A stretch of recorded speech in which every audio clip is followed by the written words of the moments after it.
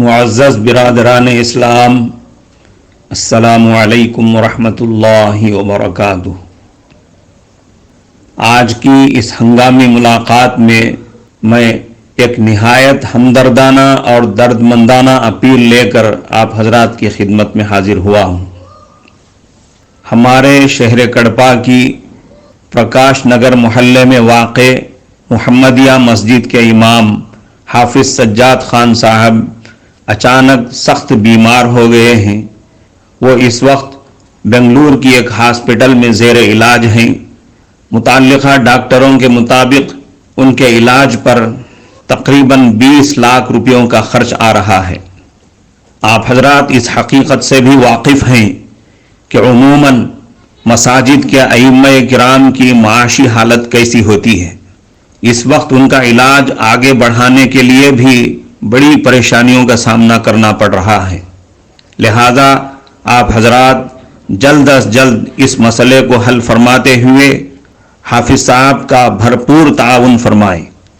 عموماً ایسے موقعوں پر معمولی حیثیت کے لوگ یہ سوچتے ہیں کہ یہ بڑے مالداروں کا معاملہ ہے، اور بڑے لوگ یہ سوچتے ہیں کہ یہ سب روز روز کا معمول بن گیا ہے، کسے دیتے رہیں اور کب تک دیتے رہیں۔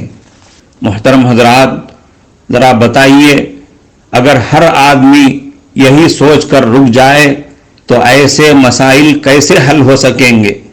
مالدار لوگ اپنی حیثیت کے مطابق تعاون کریں اور عام لوگ اپنے حساب سے تعاون کریں، ہر آدمی اپنی اپنی طاقت کے مطابق تعاون کرے تو ایسے بڑے سے بڑے مسائل بڑی آسانی کے ساتھ حل ہو سکتے ہیں۔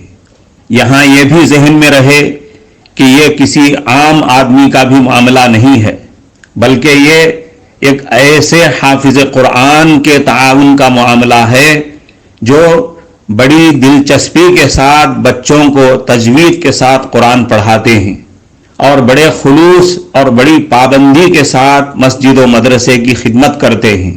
ان کی صحت یابی کے لیے تعاون کرنا یقیناً اللہ کے راستے میں خرچ کرنے اور دین اسلام کی خدمت کرنے میں شمار ہوگا، جس کا عظیم صلہ اللہ تعالیٰ آخرت میں دینے سے پہلے دنیا میں بھی آفتیں اور بلائیں دور کرنے کے ذریعے اور مال و متاع میں خیر و برکت کی شکل میں ضرور عطا فرمائیں گے۔